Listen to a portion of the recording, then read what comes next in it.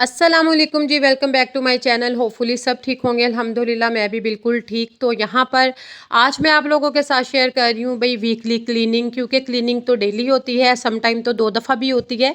जैसा कि आजकल काफ़ी डस्ट मट्टी आ रही है, तो मैं शाम को भी ना सिर्फ पोछा लगा कर ज़रूर सोती हूँ।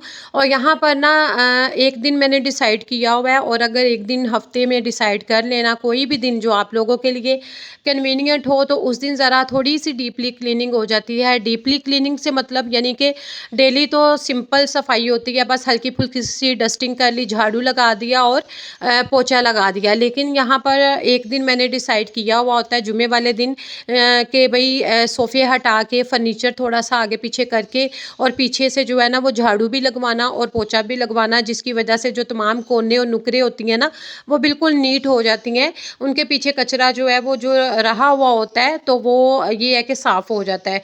उसके बाद दोनों रूम के जो बाथरूम हैं उनको भी जो है वो हम डिटेल के साथ साफ़ करते हैं। डेली 2 दफ़ा वॉश होते हैं वॉशरूम। एक दफ़ा सुबह हेल्पर करके जाती है, और रात को सोने से पहले स्पेशल जो मेरे रूम वाला है वो यूज़ होता है ज़्यादा, तो वो फिर रात को मैं वॉश करके ही सोती हूँ, चाहे जितना मर्ज़ी टाइम हो जाए। और ये है कि यहाँ पर ना मैंने थोड़ा सा मग में पानी लिया और काला तेल थोड़ा सा डाला, और बाकी कमोड और जो फ्लश में मैंने हार्पिक डाल दिया है, और फ्लोर पे लास्ट पे जो है ना वो रेड हार्पिक के साथ जो है ना वो इसको क्लीन करेंगे। और साथ साथ ये काला ऑयल वाला जो पानी मग में डाला हुआ है उससे भी इन चीज़ों की क्लीनिंग करेंगे। टैप्स वगैरह, दीवारें, फ्लोर अच्छे से ये इससे ना साफ़ हो जाएगी। ये हफ्ते में एक दिन का टास्क होता है, बाकी तो डेली हल्का फुल्का सा तो सर्फ के साथ जो है वो वॉश हो ही जाता है। तो यहाँ पर जो है ना दीवारों पे जो वाटर स्टेन्स थे जो पड़े हुए होते हैं हफ्ते में, ज़ाहिर है जितना ज़्यादा यूज़ होता है नहाने के बाद तमाम जो है ना साबुन, शैम्पू, पानी जो है अभी वाटर स्टेन जो होते हैं वो फिर ये है कि फ्राइडे वाले दिन जो हम लोगों ने डिसाइड किया होता है ना उस दिन साफ़ हो जाता है। बहुत से लोग हैं जी जो कहेंगे यहाँ पर आपकी हेल्पर ने जूते नहीं पहने, तो उसको मैं हज़ार बार कह चुकी हूँ कि जूते के बिना चाहे आप झाड़ू भी ना लगाया करो, चाहे वो मेरा टीवी लाउंज हो, बाथरूम हो या फिर रूम्स हो, लेकिन इसको जूता पहनने की कम आदत है, इसलिए फिर इसको मैं कहती हूँ। लेकिन फिर भी ज़बरदस्ती मैं इसको स्पेशली वॉशरूम वगैरह में तो इसको कहती हूँ कि लाजमी पहना करे। साथ मैं इसके काम कर रही हूँ क्योंकि फिर साथ लगना पड़ता है। अगर थोड़ी थोड़ी इस तरह से ना टाइम हमारा बच जाता है।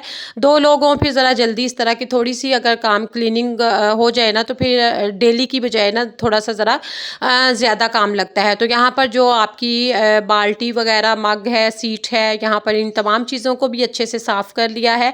उसके बाद आ जाती है बारी रूम्स के दोनों बेड की, और ड्रेसिंग टेबल पीछे हटा के नीचे से गुलशन ने झाड़ू लगा लिया था, मैंने पीछे ना इस तरह से साइड टेबल्स हटा के बेड के नीचे से अच्छे तरह से ना मोप के साथ जो है ना मोप के साथ बहुत अच्छे से ये पोछा लगता है, क्योंकि अंदर तक नीचे तक जो है ना लंबा हाथ हमारा इतना नहीं जाता, लेकिन मोप के साथ फिर अच्छी तरह से जो है ना फर्श साफ़ हो जाता है ड्रेसिंग टेबल के पीछे भी। और जब भी हफ्ते बाद भी देखें तो हल्की फुल्की सी जो है डस्ट गई हुई होती है, और अगर हम ना वीकली कर लेते हैं ना तो फिर इतनी ज़्यादा जो है वो गंद इकट्ठा नहीं होता, और हमारे लिए भी ईजी होता है। फिर डेली थोड़ा थोड़ा सा जो है ना हमारे लिए टाइम बच जाता है, हमें ज़्यादा टेंशन नहीं होती।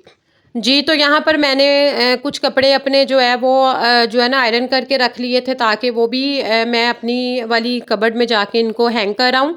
और बाकी जो है ना कबर्ड हल्की-फुल्की सी साफ़ होती रहती है, जितनी दफ़ा कपड़े निकालो। सम टाइम होता है भई हम लोग ना कबर्ड से जैसे कपड़े खींच लेते हैं या जल्दबाज़ी में, तो कपड़े जो है उल्टे-पुल्टे हो ही जाते हैं। लेकिन ये है कि इस तरह से हफ़्ते में एक दफ़ा इनको लाज़मी सेट-मेट करके रख लेना थोड़ी बहुत करके, और वो ज़रा तरतीब से लगते हैं और हमें चीज़ भी नज़र आ जाती है। और यहाँ पर ना कुछ मेरी कबर्ड जो है ना वो सही तरतीब यानी कि सही तरह से बनी नहीं हुई, लेकिन इसको इसी तरह से फिर भी मैं अपने कपड़े रख लेती हूँ कि मेरे लिए जो ईजी होता है और मुझे ताकि वो नज़र आ जाए।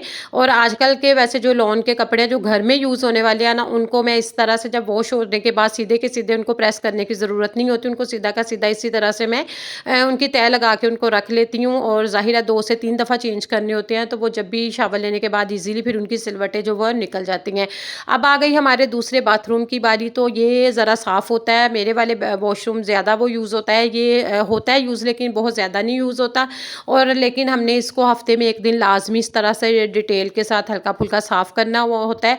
इसका भी वही प्रोसेस है, वही लिक्विड्स वगैरह डाले हैं और मैं साथ-साथ शीशे साफ़ कर रही हूँ ताकि इनको अच्छे से साफ़ हो जाए, क्योंकि गुलशन को पे अगर छोड़ती हूँ ना, वो फिर इनको ना सही तरह से नहीं साफ़ करती। वो फिर ना सारे जो वाटर स्टेन है वो ज़्यादा उभरना शुरू हो जाता है, वो पानी भी शीशे के ऊपर ज़्यादा फिर फेंक देती है। तो यहाँ पर ये है कि हम लोग ना बाथरूम जो दोनों साफ़ हो गए, साथ-साथ मैं रूम की हल्की-फुल्की सी डस्टिंग कर रही हूँ, वो डेली ही होती है। लेकिन जो हफ़्ते का हमारा काम होता है वो यही होता है। इस जो है ना रूम की बेडशीट्स दोनों आज चेंज हुई हैं, हफ़्ते बाद होती हैं, क्योंकि ये बहुत ज़्यादा यूज़ नहीं होता। जो हमारा बेडरूम है और वो डेली ही यूज़ होता है, इस वजह से उसकी जो बेडशीट्स है ना वो हफ़्ते में 2 दफ़ा यानी कि 3 दिन के बाद, 4 दिन के बाद चेंज हो जाती हैं।